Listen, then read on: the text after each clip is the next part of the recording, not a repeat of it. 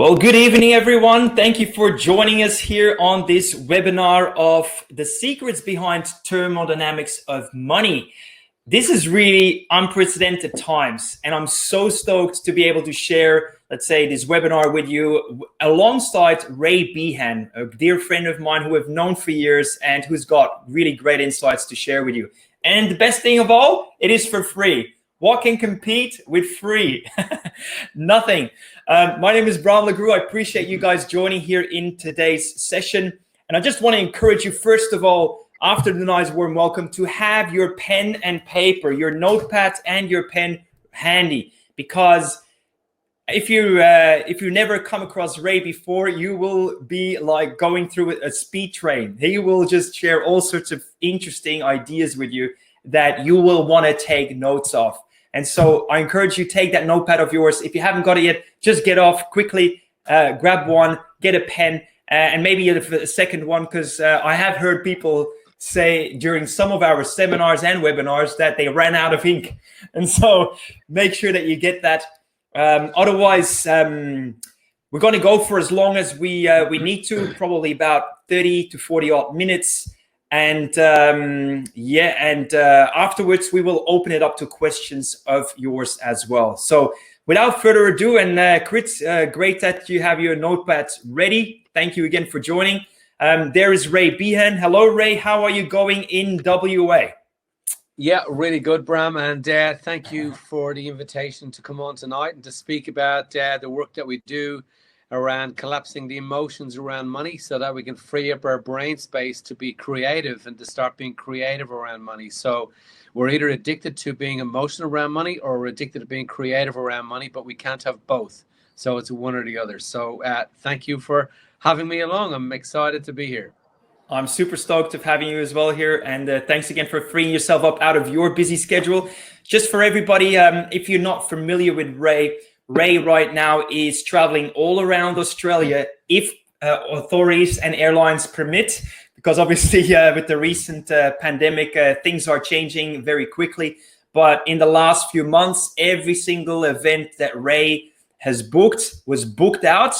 Hundreds of people drummed in the room, paid tickets to be there, and had a wonderful experience along the way in all major capital cities, recently in Ireland, so overseas in Europe as well. England is next. I believe Edinburgh will be tackled next. You do your retreats in Bali, and they're very highly sought after as well. So guys, you are in for a treat with Ray. So obviously, Ray, just in a quick nutshell, tell us a little bit more like why people should listen to you and what's your experience has been around money in a nutshell. Sure. So my experience around money started and around teaching people money started many moons ago. So what happened, Bram, was that I was a speaker at workshops around property and investing.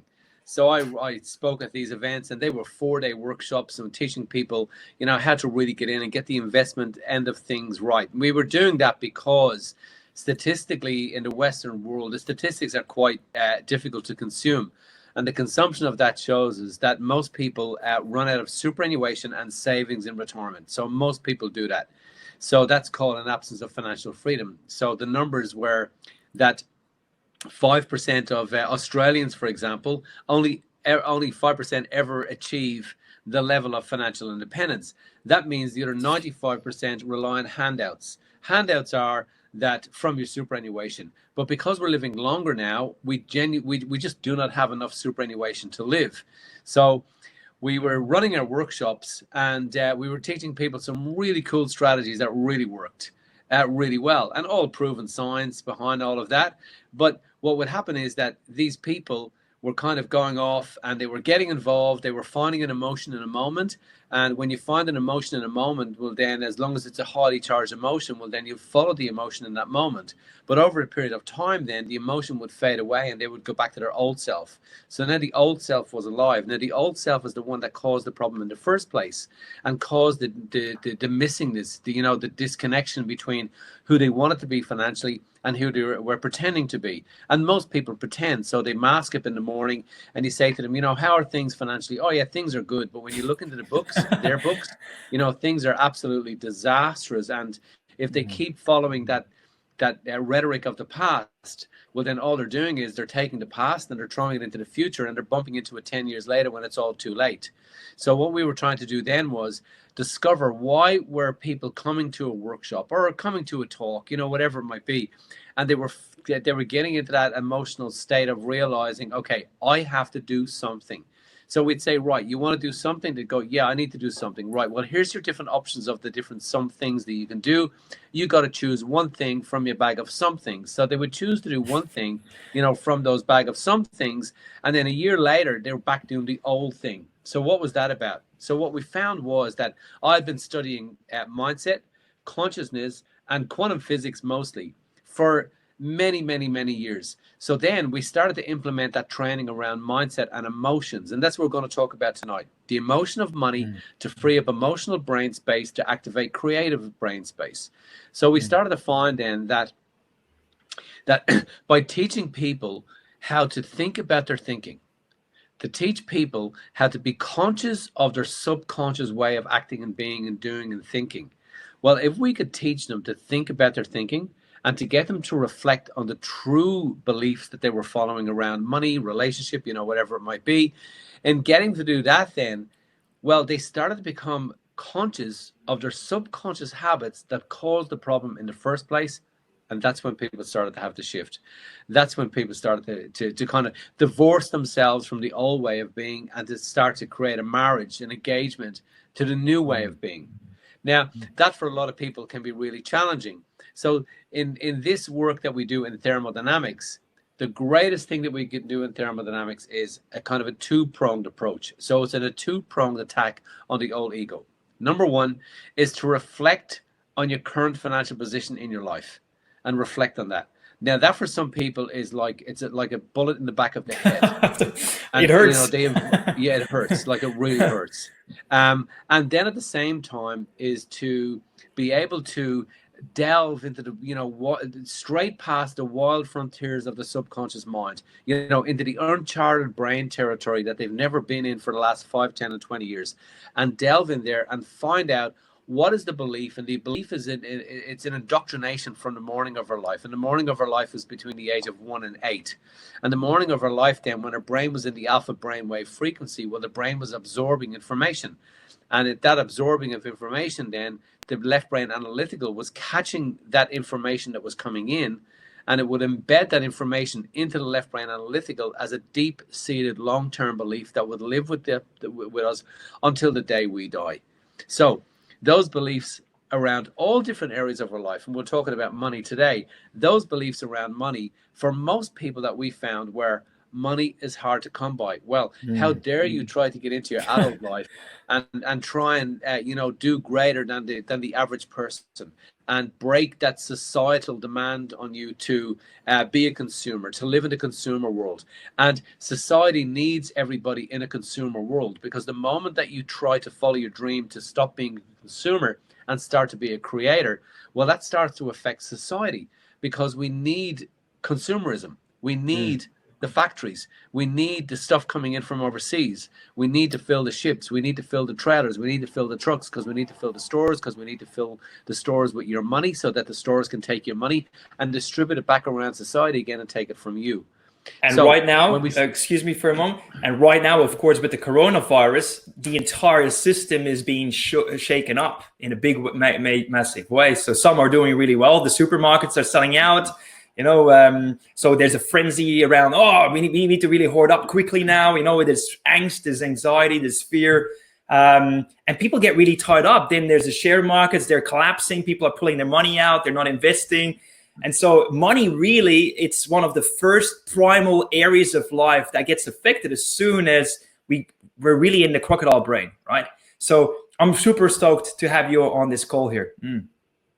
Yeah, and that's right. We get into that crocodile survival brain, and that's what happens. But I'll give you a great story if I could, right? Just to give you an idea. So in all the darkness of anything that's ever happened to us in our life, we can either live and sleep with that darkness, those emotions, those difficulties that happened to us in the past. And, difficulties that happened to us in the past have a highly charged emotion behind them. And a highly charged emotion becomes a long-term memory. So what happens is that we don't realize that in the dark is the gold. So I'll give you an example. If you've heard of a guy called Alan Joyce. Now, I don't know Alan Joyce, but I know where he came from. I lived in a suburb next to him. He lived in Blackrock. I lived 2 suburbs down, actually. I lived in Ringsend. And Alan Joyce was a great mathematical kind of kid when he went through school. And then I think he got a scholarship into Trinity College. And Alan Joyce is a numbers person. And Alan Joyce runs the most successful airline in the world today, Qantas.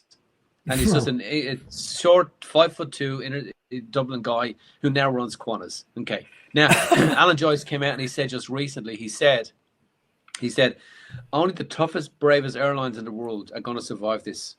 Now, Alan Joyce has a survival team in place, but Alan Joyce also has a creative team in place right now, looking for opportunities, looking for the gold in the dark. So when we come out of this, what are we going to take on? What are we going to buy? What are we going to purchase? How are we going to expand our business? And I tell you what, he is going to turn this into expansion because he knows how to activate his creative brain. And that's what we're going to talk about in this presentation now. It's about dislodging your emotional brain and activating your creative brain. Now, to give you an example around that, Bram, I'll talk to you about relationships, right? So let's say, for example, you have a relationship. And in your relationship, you understand how to play the game. You understand how to feed the other person in your relationship. You understand when to be present, when to be focused, how to deal with issues and situations. And we actually put a lot of effort into our relationship. Now, in putting effort into a relationship and understanding the rules of the game, well, we build great relationships, right? So, and in building great relationships, we put order into a relationship. Now, if you have disorder in your relationship, well, that ain't going to last long. And it's going to be all over the joint. It's going to be difficult. It's going to be have a massive amount of disorder. Well, money is the exact same thing. Unless we know how to play the game, unless we know how to deal with the emotion, and unless we know how to put order into our money, well, our money is going to be like the relationship. The relationship is going to end. The other person is going to walk out. And that's why people live their life with money coming in and then it walks out, and money comes in and then it walks out, and it keeps coming and going and ends up in this revolving door. And we end up in revolving doors of relationships. A lot of people go through 10 and 20 people in their life because they just can't get it right because they don't understand the rules of the game. I perfectly relate to that, Ray, and I think it's actually pretty good for the people that have taken time out of their busy schedule to actually, for me to be, very honest and straightforward with you guys.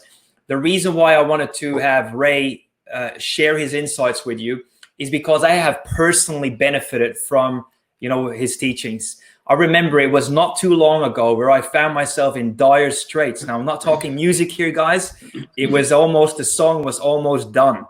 And financially speaking, I was under a lot of pressure and stress, and I had put myself in a very dark and bleak corner. And I didn't see where I could somehow turn it around in a favorable way. So suffice it to say that emotionally speaking, I wasn't going great. I wasn't having a big smile on my face like today. And I definitely needed somebody to provide some guidance in terms of what to do and transcend the primitive emotion to be able to do something different and therefore get myself out on the other side. So suffice it to say, so many months later now, I have done everything that Ray has taught me from the thermodynamics of money, and I have put myself back in the driver's seat. Everything is nicely back on track, and I'm actually now actively investing in this today. Yesterday, I bought more shares. A few weeks back, I bought more shares. And so I'm actively pursuing investment and creative opportunities again, whilst before I was actually just trying to, make ends meet and try to keep up with the bills. And I'm just wondering who on this call right now knows what that feels like if you're trying to just, make up with whatever you got and you got too much bills for the money you've got coming in. Who can relate to this at this stage? So, Bram, let me explain to you then why we call it the thermodynamics of money. So there's fundamental laws of the universe. And one of those fundamental laws of the universe revolves around energy. Now, in all systems in the universe, and your life, everybody's life is a system. In all systems in the universe, there is energy. And the second law of thermodynamics states that whatever part of the system doesn't receive focus, awareness, and attention, which is energy, will suffer from entropy. And entropy is destruction. So to give an example, I'll just use my hands. So let's say my hands represents the day you arrive on the planet and the day you're on the elevator out of here, your last day on this world, right? As you're leaving your body and transiting into a new life. Well, there are three different systems in our life. Our first system is the morning of our life, the early days. So we're already been through the morning of our life. The next part of the system is our current moment, where we're sitting right now in the area of our life that we're in right now. The third part of that system is our future, tomorrow till the day we're on the elevator out of here. Now, from a money perspective, most people put their focus, awareness, and attention using the habits that we picked up in the morning of our life to be in the current present moment of our life, using the very habits that cause the difficulty in the moment of our life to perpetuate them and move them forward to the afternoon of our life in a way that is beyond intention. And beyond intention means that there is no focus, awareness, and time energy input into the future. Now, therefore, because from the law of thermodynamics states, without time energy input into the future, well, then the future will suffer from entropy, which is destruction. In other words, people walk into their future one day, and when they get in there, it's already destroyed because they didn't give it attention, time, energy, and space in the moment that they needed to give it time, energy, and space. So it's about now becoming an habitual time energy inputter into the future, so that when you put time and energy and effort into the future, it will suffer from negentropy. And negentropy is the opposite to entropy. Negentropy is creation, it's construction, it is building, and it's very, very simple and easy to do. And that's what I'll cover off for you guys today. So good. So guys, again, for those that have come in a little bit late, you're still very welcome. Of course, we love having you with us. I suggest you to grab a notepad, pen and paper, and just really use this time to be creative and really with us in the present time. Equally, if there's any point in time when you have got a question for either Ray or myself, there is a chat box on the right-hand side, I believe, of your screen. It goes straight away to me. I can see exactly what you're typing. So any question or comment that you have, please provide it in there. That way we maintain a two-way street. And again, we will have plenty of time at the end of this webinar to dive into some of those questions and comments of yours. All right. So appreciate again you guys joining. Ray, would you like me to pull up your slides, or where would you like to take it from here? Yeah, sure. If you can pull up the slides, and I'll get kicking on those. All right. So what I'm going to talk about here now is mindfulness. Mindfulness is very much being aware of the old habits that cause the difficulty in the first place. So let me focus on that for a moment. So let's say, for example, you are 5 years of age and you're walking around the shops with your parents, and it's Christmas time, and you're with one of your parents, you're with your mum, and you want your highest value in life at that time is the blue bicycle at Christmas time. Nothing else matters. Your grandmother can come and visit, you can get a new jumper. It doesn't make any difference. The blue bike is the biggest emotion that we're suffering at that moment in time. That's all we can think about. So it's our number one value. You're walking around the shops with your mum, and all of a sudden you see the blue bicycle on a shelf, and you say to your mum, "Mum, can I get the blue bicycle for Christmas?" And your mum says to you, "If you're good, Santa will bring you the blue bicycle." And bang, she's just built a highly charged emotion. Now, because the brain is active in the alpha brainwave frequency, in alpha there is no logical brain. In alpha, there is only the absorption of information to embed it into the left brain, analytical, to build habits and beliefs around money. So the young brain, it's designed to grab all of these experiences and embed them into the left brain analytical to tell us how to live our life. So not only is our mom and dad teaching us how to hold our knife and fork, how to roll our tongue when we speak, but they're equally teaching us how to believe. And that's where your problem started. It's picking up those beliefs. So your mom now has left you with a highly charged emotion that says this: unless you feel good about yourself, unless you're good and you believe that you're good enough, you won't get the bicycle for Christmas. Or you with your dad, and your dad says to you, again, you're 7 years of age, "Dad, can I get the guitar for Christmas?" and your dad says to you, we don't have the money for that. Money doesn't grow on trees. Where do you think we'll get the money from? Whatever. He doesn't have to give us that barrage. He only has to tell us once, which conflicts with our value. And that once, because it conflicted with our value, becomes a highly charged emotion, which can break through the gatekeeper of our long-term belief system, long-term belief brain region, which is the amygdala, the bouncer, the guy on the gate. And that highly charged emotion can move the bouncer aside, and literally that memory can get into the long-term memory banks of our brain and stays in there and lodges in there. Now, 30 years later, we come along and we decide, or 20 years later, we decide that, hey, we want to build our finances. So now we have to become consciously aware that we have to build our finances. And the moment we become consciously aware of building our finances, we go into our right brain creative. The right brain creative is the problem solving part of our brain. It's that logical doer brain. In the logical doer brain, it only has a certain amount of value, and value is what we call clicks. Clicks are what we call computation value. So clicks are like clicks on a computer. So the right brain creative can only deal with 40 bits of information at one time. And now the right brain creative is trying to problem solve this problem. It's trying to fix this new idea that Sam or Julie or Dave or whoever it might be has. But because the right brain creative is already kind of full with everything that's going on in their life, it has a backup system. So the right brain creative says, here's Sam, Dave, and Julie on this new tangent to build their finances, to do something that they haven't done in the past. So it's creatively a new idea. The right brain creative says, I can't deal with this information in here right now. So it reaches and sends a message into the left brain analytical, and the left brain analytical can deal with 40 million bits of information per second. So the left brain analytical, where our long-term beliefs live, which are the beliefs that we picked up in the morning of our life, now is called upon by the right brain creative to say, hey, I can't deal with this in here because my values are really low. Can you deal with this? And the massively fast, 1 million times faster left brain analytical says, yep, I can deal with this. In fact, I've got a program down here, and I'm going to call on that program. So I'm going to reach an arm like you reach an arm when you press a number on a jukebox, A4. And the left brain analytical presses button A4, which reaches in and pulls out a long-term belief like a CD and pops that CD into the right brain creative that says, you'll only do well financially if you're good and feel good about yourself. And also, there's a lack of money. Money doesn't grow on trees. We don't have the money for that. And it literally throws that belief at the right brain creative in such a barrage until that person gives up. So mindfulness is this.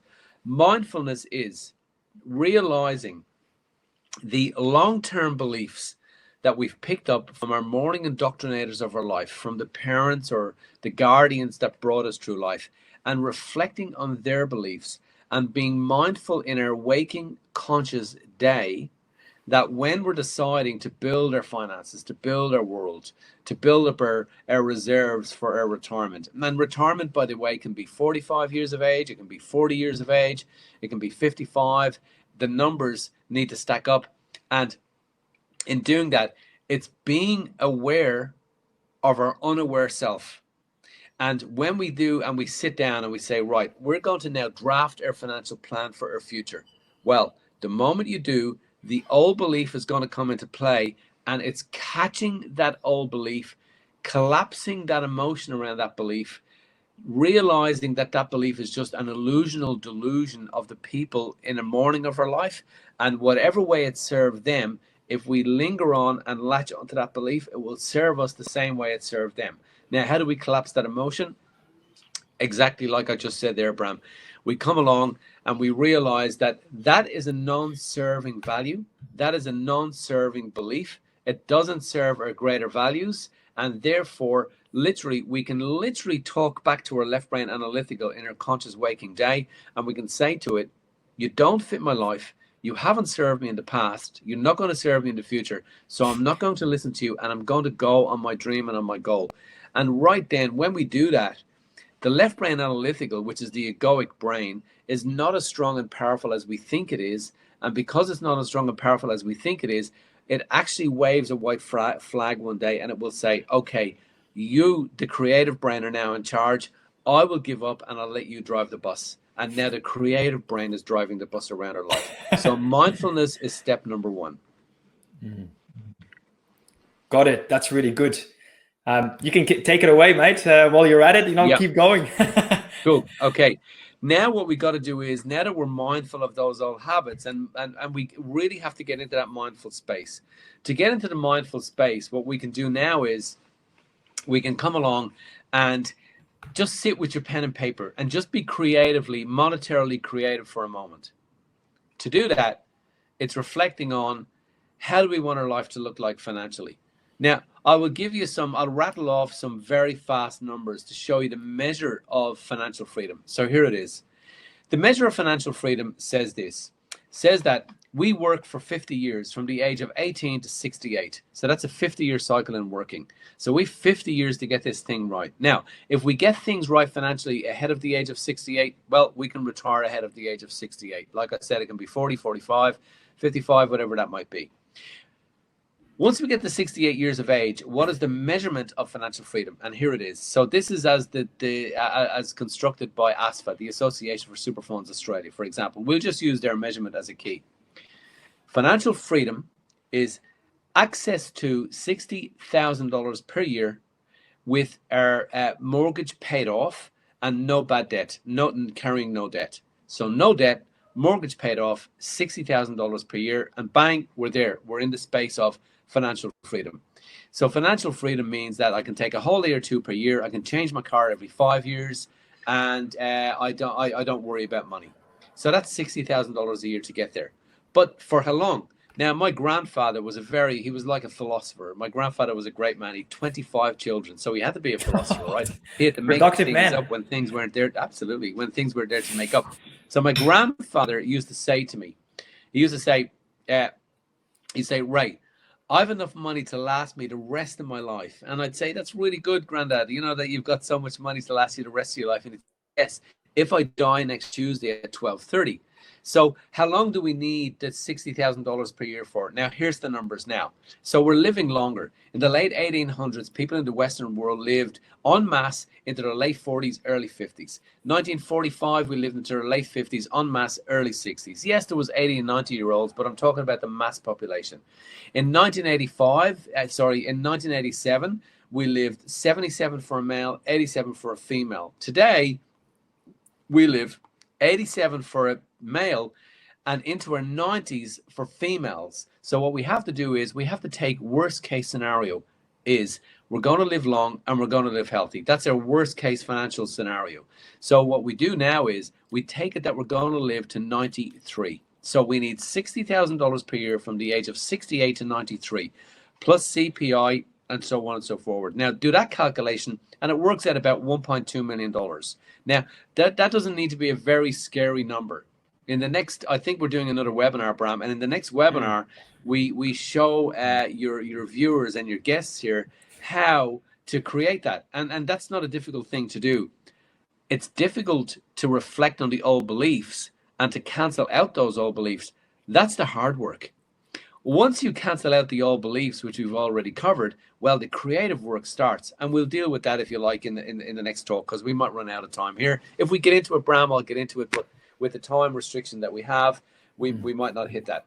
So now, we know that we need that amount of money. Now let's find the money. Here's how we do it. First off, just know this. When you become a consumer, the wholesalers and the retailers out there know how to get you into alpha brainwave. In alpha brainwave, your creative brain is deactivated. Now, if I bring you back to the child who was in alpha brainwave when he was absorbing information and building long-term memory banks, in the wild frontiers of the undiscovered left brain analytical, or the uncharted left brain analytical, well, you take that child and you say to that child, look, I want you to build this jigsaw puzzle. And a child can't build a jigsaw puzzle because he's in alpha and he's not in beta. It's in beta, which you and I and your guests and your viewers are in right now. In beta, we can be creative.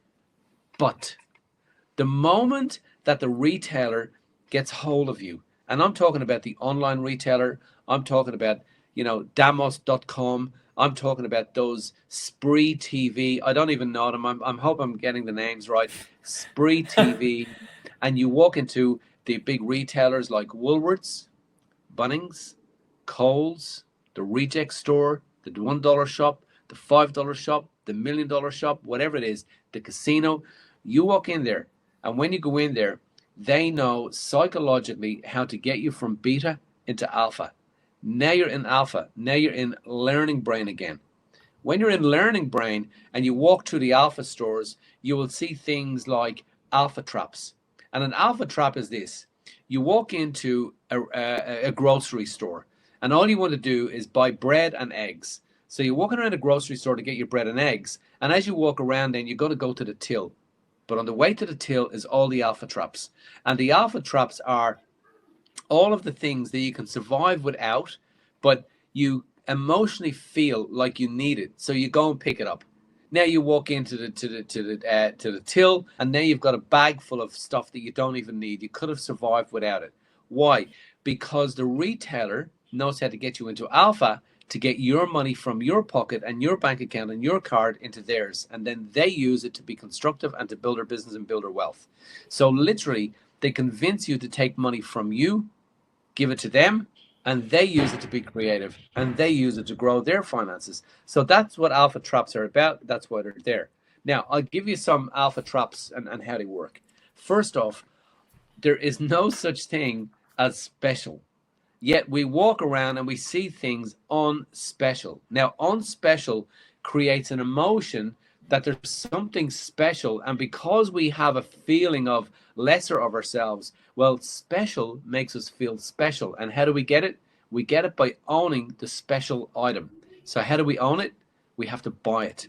So now we buy it and we go home, and it might be, for example, a Mars bar, or it might be a bottle of water. So the retailer knows how to activate that within us, and we go, and we didn't need that Mars bar. We could have lived without it, but for sure, they've just taken $5 from your pocket, and they've just put it into theirs, and they will not fall for an alpha trap. They will use that to build more wealth, to build more money, to invest, to do all the things that they do. So we have to be very aware of that when we walk into a grocery store. So how do we walk into a grocery store?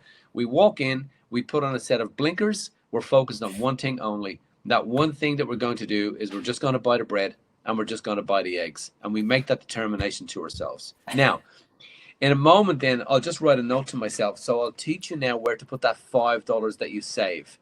I'll talk to you about that in a moment. Hopefully we don't run out of time. So let me go now to the next alpha trapper. So the hardware store. Now, I'm not knocking Bunnings. God bless them. They do a great job. But I am saying this, that you can't even get to the till in Bunnings. You can't even get to make your purchase without walking through alpha trap after alpha trap after alpha trap. So you walk in to buy a hose, and you come out with a budgie cage and a bag of bird seed, and you don't even have the bird yet. So because it's on special, because it's on special offer, because it's limited, because there's only a few left, because you better be quick, because you better be fast. And it's alpha trap after alpha trap after alpha trap. Now, if you go to your shed or your cupboards and you open it, there are items in there that you could have done without. But for sure, that's money that you could have used.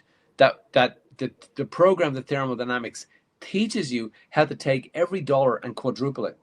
The average person in their lifetime can save $400,000, can save in their savings account 10% of their income, because the average person out there earns $4 million per year. And they can take that $400,000, 10% of their income, by following a certain regime of habits. And they can take that $400,000 and they can quadruple in their lifetime every dollar.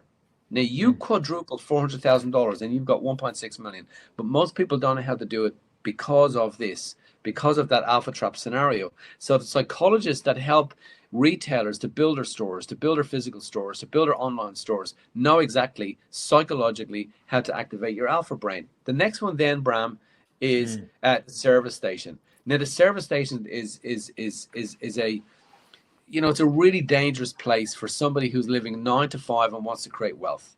You walk into a service station and you fill your car up with fuel, and all you're doing is getting fuel. But you walk in and you walk out with a bottle of iced tea, and the guy behind the counter even says to you, the Mars bars are on special today. You can have 2 for the price of 1. Well, I can't miss out on that, so I'd better buy 2 for the price of 1. But you've got your lunch in your car. or you've already got your lunch planned. Now you're over consuming, you're getting fatter, you're filling your body with sugar, which is a cancer enhancer, and you've just emptied your bank account. That Mars bar did not cost you $2. That Mars bar cost you $8 in your lifespan. Every time you lose $1, you lose 4. So now, in your waking conscious day, as you walk around the museum of your life with your mask on, what you got to do now is demask yourself and realize you're not buying a $2 mark. Every dollar that you lose and you give away to an alpha trap, you've just lost $4. Just for clarification purposes, there is a difference, of course, between costs, like you suggest, where when you spend $1 that doesn't give you anything of value really, is effectively a cost, and it costs you $4. And then there's also the investment, where it actually $1 could turn into 4, and these are of course very different from the alpha traps, right? Yes, correct.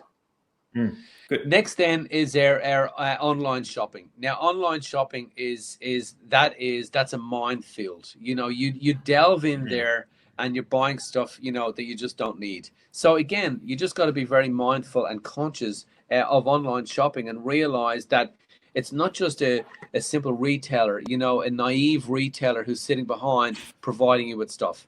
It is a psychological war zone when you go shopping. So you have to be ready for that war. Okay. Somebody's going to win. Either they're going to take your money or you're going to walk out and keep it.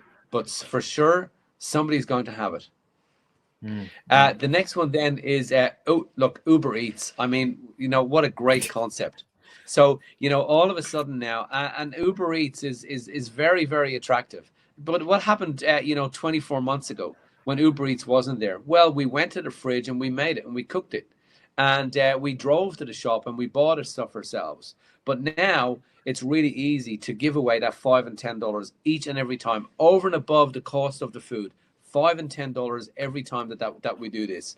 So Uber Eats is a massive, massive game changer when it comes to money. So remember, the Uber Eats driver didn't cost you $7 or $5. And we look at it. I mean, I hear my kids doing it. They look at it and go, "Oh, Dad, it's only $5 to get it here." No, it's $20 to get it here. Now my kids say, "Dad, it's $20 to get the Uber Eats here." So we have to be very mindful and reflective of that. And next is our kids. So our kids are in alpha, non-creative brain. And they're very emotionally highly strung. And they know how to pull our strings. So children will say to you, "I need it, Dad. I need it, Mom. I have to have it now. Can I get it right now?" Why? Because they've been massively indoctrinated. So much so that the retailers, the providers know how to trigger the emotion in your children, that they will trigger an emotion in you like a domino effect. So they know that they don't have to get to you. They just have to get to the kids, and the kids will get to you. And you need to be mindful of that. Now, how do you do it? Teach your children the thermodynamics of money, and teach your children how to do the things that we'll do. Now, Bram, do you want me to go in now to the phase of what they do when they start to capture this money themselves? Yes, please. Right. Actually, if we can just pause it for a moment, I just want to check in quickly with everybody sitting on this call. If you could head over to the chat box and just share already so far what you've taken out of this. It's important that we keep, let's say, a bit of a check-in time once in a while, reflect what has been the number one golden nugget that you've already taken out of it so far. And if there's any question, also please populate it into the chat window. So now we start to learn how to break down. We've done 2 things so far. We've learned to reflect on our old emotions, the old beliefs and the old habits. Now once we do that, then we bring that into our waking conscious day, making sure that we catch them. And secondly, now we've learned, how to not fall for alpha traps. So now what do we do with that money? So in our online banking, or in our banking, what we have to do now is we have to break down all of our expenditure, and we have to set up accounts. So we set up an account called Future, or we might call it savings, or we might call it savings investment, or whatever it might be. But we set up an account, and from that account, there's no FPOS card, and no bills are paid out of that account, this new account. And in this new account now, the intention is to be able to get, every time we save $1, and every time we save $5, we start to get into the habit of walking out of the retail store, realizing I didn't buy the Mars bar this time, so I've just saved myself $5, and literally walking out of the store, going straight to our online banking, taking $5 from our spend account and putting it into our saving investment account. and really getting into the habit of that. Now, I don't want to undervalue that work. So what I want to do, Bram, is I'd love to really drive home the message that by doing that habitually, doing that physical work, walking out, clicking in, putting the money over, and watching that grow, all of a sudden, that is creating new physical habit. And when you start to determine new habits, well, then by default, you're creating new beliefs. So now we have new beliefs, we have new habits, and we start to see that fund growing, and it starts to become fun at the time. But the great thing about it is that it becomes habitual. So all of a sudden, then we're going online and we have to buy a fridge. So we're online and we're buying a fridge, and we realize the fridge is $1,500. And we research, and we've got $1,500 for the fridge, and we're researching and researching and researching, and bang, we find the same fridge for $1,300. So we decide to buy the $1,300 fridge. Well, the moment we do that, we go to our fridge account, our savings, our spending account. We buy the fridge through our credit card, whatever we do. But at the same time, we take our $200, which is actually $800, and we take our $200 and we put that into our savings account. I remember one time, one of my, we were on a trip around South America, and I was with somebody as we were going around South America who really understands these fundamentals here, and found the equivalent of $10 as we walked around Peru, Lima, in South America, and went straight back into internet banking and took that equivalent of $10 from their holiday account, and because we should have a holiday account, and put it straight into a savings account. Like, it has to become, that habitual, where you're doing it every single day, reflecting on it, building that wealth up, building that money up, and building that money up. And I think, Bram, that's kind of, where we're at the moment in this presentation is just getting those habits in place for now. That's really great, Ray. And for everyone here, again, in full transparency, applying the rules of the game, as Ray referenced earlier, and the thermodynamics, and really developing these habits of constantly, looking at where did we save money, and then allocating that money somewhere else, even to as far as, we go out with friends and they actually end up suggesting that they'll take care of the bill. Well, whatever I would have paid, then I'll put back into my savings account, or what I also call the other one, the immortality account. And so it's all about really accumulating the money that you would have otherwise spent, put it in the right account. And speaking about the number of accounts, Ray, I think from you, I've learned to have about 8 to 12 accounts and know what order you prioritize it in, and also channel all of the money that comes into the income account, and then distributed it, proportionally speaking, across all the accounts in a certain priority, correct? Now, that's very right. And that's all in the thermodynamics program. So not only does it teach you, it equally teaches you when your income comes in, everybody is running a business, because your household is a business. You have to balance the books. Now, if you go to a successful business and you say, right, show me your books, they can open their books and they will show you how much money they spend on advertising, insurance, marketing, fuel, staff, tax, accommodation. Right. It's all fragmented. It's all broken down.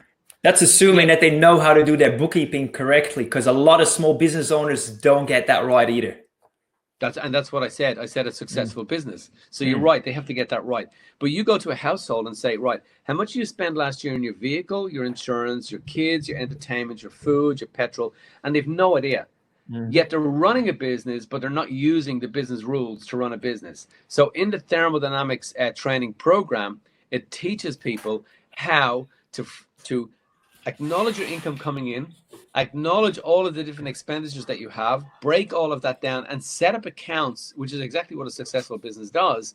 Set up all the different accounts and know where all of your money is. And when you do that work, Bram, what happens is, once you go to that program, like, you have epiphany after epiphany after epiphany, where you realize, oh my God, look what I've been doing. I didn't realize my money was going there. I hadn't realized it was going over there to that place. And you start to be able to capture all of that and bring that money back in again and put that into your accounts. And after a short period of time, 1 to 2 months, literally, the money for your future bills is already in your bills account before your bill comes in, when you go to that program, when you go to that training. And when you do that, then you don't feel so emotional around money anymore, because the money for the future gas bill is in the account. The future car bill is in the account. And then it all becomes really creative. Now you can start to build your wealth. Now you can start to make money with using your money. And sorry, just finally, Bram, that's part of the work that we teach as well. It's teaching you how to use your money to make more money. How do you set up the alpha trap for other people so that they start to fall into your alpha trap, exactly what you've been doing, giving your money away. There's a mountain of money out there, Bram. There are mountains of money out there. But unless you know how to play the game by the rules, well, then you're not even in the game. And everybody watching this is in the game. You're just not playing by the rules. It's like taking a professional football team, and then we take somebody who's never played football and say, right, onto the pitch and just, follow everybody else. They're running around left and right. The thing is in disarray. It's the same with the game of money. You got to know the rules. Yep, definitely guilty at charge. I very much relate to the story of challenge and the likes, and having more a month left at the end of the money, and then the other way around. Thanks to your program, I've definitely come out on the other side, and I actually started applying the rules, playing to the rules.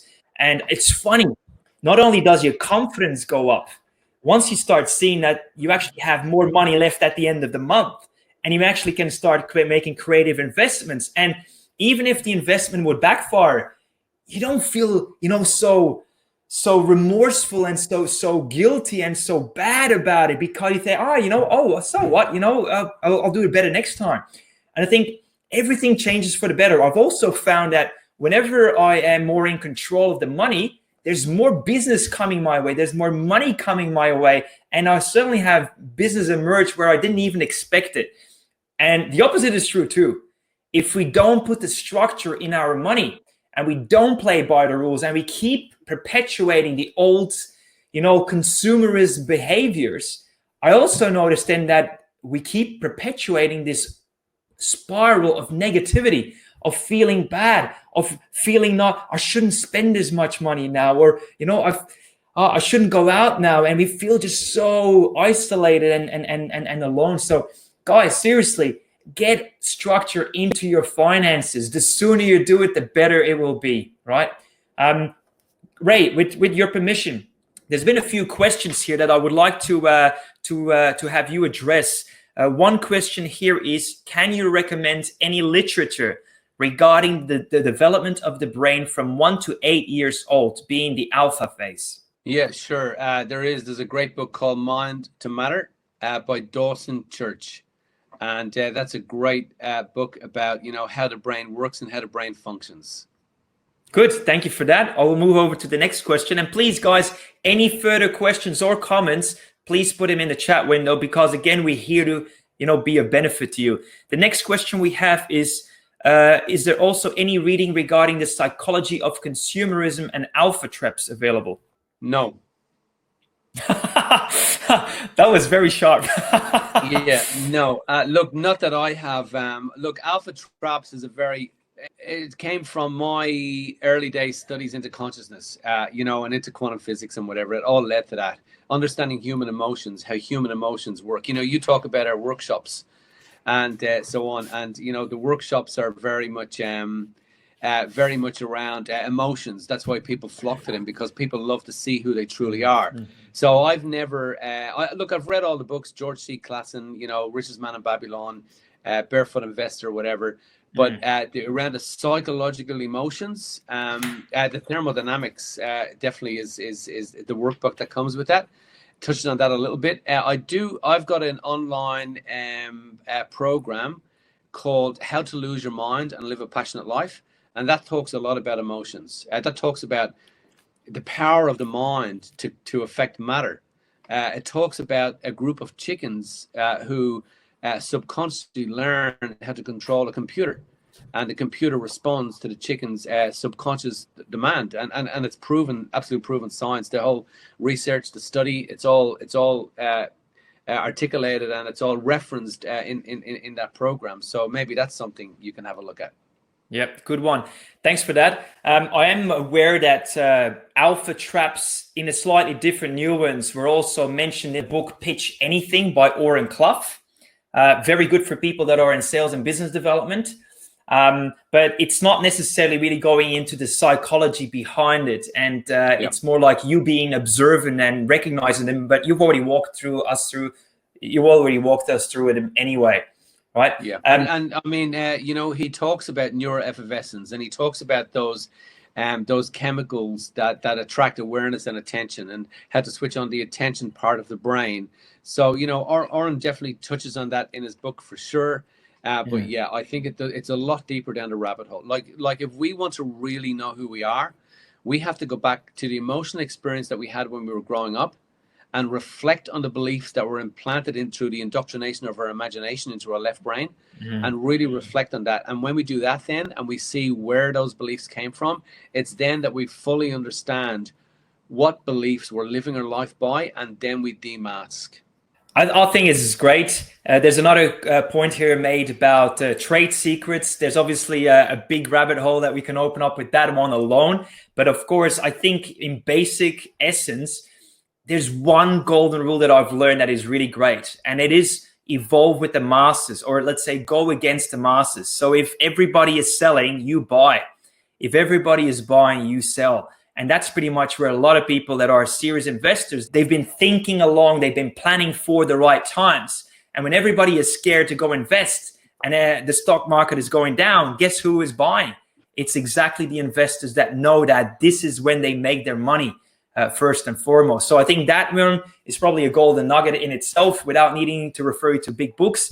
But again, guys, I personally have benefited in a great way. I think I could have gone out of business and I could have lost my house, or let's say my properties, not too long ago, just because I hadn't really learned how to play by the rules. Ray knows that on a personal level. I just wanted to be open and candid with you guys. I even had, let's say, somebody put an envelope on my door and say, hey, you're not up to it, and you owe us money. And I can tell you guys, it is very initially painful, but sometimes it's through the pain and the crisis that we really learn. Sometimes we've gotten all the messages, and we've gotten them not once, but twice and 3 times and 4 times and 5 times. And you're just getting the smack in the face, and you just keep saying, let's try the other cheek, please. And that's dumb, guys. I've been there. I've done that. And I made terrible mistakes that way. And it's not a question of, are you making the money? It's what you keep of the money you make and how it grows with you, or it goes. And it's really as simple as that. Does it stay and grow, or does it go? And that's really where the thermodynamics, I think, is a brilliant program. Now, Ray, I'd love for you to just tell people a little bit about the thermodynamics in terms of the program, so that people can get an idea about it. And for those people, only if you feel that this is a good thing to do. We don't, by the way, have any specials as such.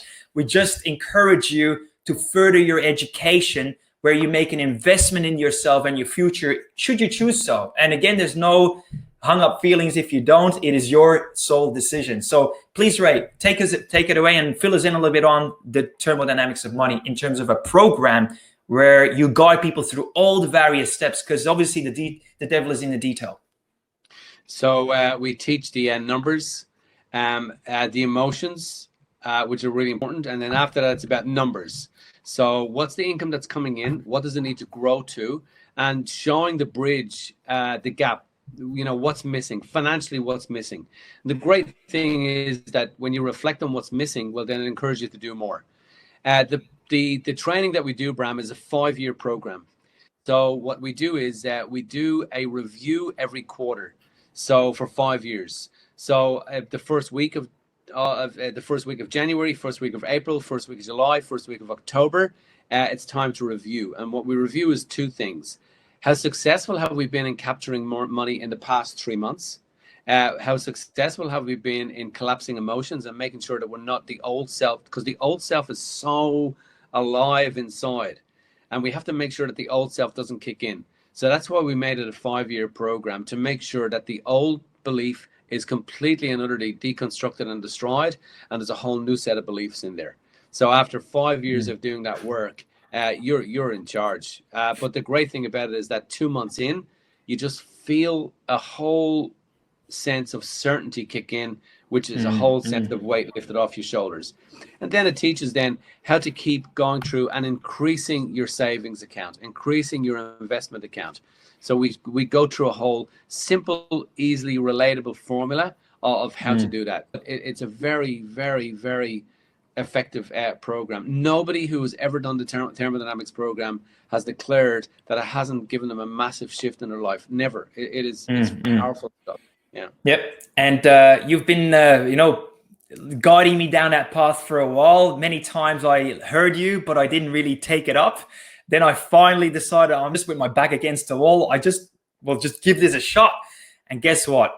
Very quickly, things changed for the better. I actually remember also one of my number one goals last year, about, let's say, actually 2 years ago, that I had been working on for 3 years already, and I still didn't reach it. It then happened within 3 months. So 3 months. So I tried everything that I knew before, outside of Ray, just my old pattern behaviors. And 3 years, I just didn't crack the code. Then I learned the codes, play by the rules of the game. And then within 3 months, I actually just got exactly the goal the way I had imagined it. And guess what? The thermodynamics of money was, again, a big influencer and a contributor to it, thanks to Ray. So guys, I can only encourage you. I can only, let's say, lead you down the path here and invite people like Ray to be very generous with their time to do something. By now, everybody should see the thermodynamics of money and wealth. Tell us a little bit more. Normally, I mean, this program, it's now on offer for $97 or 2 payments of $59.95. It's a steal, right? But I believe it's also been going for more before, and still then it's still a steal. Look, with the coronavirus coming about, what we're truly living in, Bram, is this. We're living in a time whereby so many people are going to lose their job. Little did we know that a tiny piece of DNA wrapped in this gelatinous matrix was going to shut down the world. And millions of people every day now, every single day around the world are losing their jobs. So we can't even rely on the 9 to 5 anymore. It's unreliable. So this is a great time to kind of get creative. So we've made our program, accessible to the masses, so that everybody can do it. So my advice is just you go do it, because it works. And thank you, by the way, for making it as easily accessible, because I know that lots of programs out there, people asked about shares and the likes. There's lots of programs out there that that would cost you $1,000, $2,000, $3,000, $5,000, whatever. This one is obviously much more palatable and pretty much accessible for anyone, really. If you like it, you take it up. If you don't, that's fine too. It's your decision, your call. Ray, appreciate you joining us here. Everybody on the call, thank you again for joining us too. And those who actually do take up the offer, you actually will be invited automatically into the next webinar. So what we'll do then is we'll look at how to turn that each $1 that you start to capture into that $4 over your lifetime and more. 4 is conservative, of course, but 4 is conservative means it's reachable, it's effective, it's doable for most people. And how to turn that into that and make sure that you fill the void, that's there. And some people haven't got a void, they're okay financially, but hey, there's always more to do. So we'll talk about that. Great. So whilst thermodynamics of money is, let's say, the program that gives people the structure on how to start managing their money and create the habits along with it for the 5-year plan, you say then the next webinar is going to be on how to strategize or have strategies in place to actually leverage that money and make it become an investment and create more wealth, correct? That's it. You got it. Excellent. All right. I see somebody already saying that it was excellent, and thank you for it. Good guys, thank you as well. And look forward to seeing those of you that would like to continue in the next webinar as well. Thanks again, everyone. Thanks again, Ray. And I wish you a wonderful night or day, wherever you are in the world.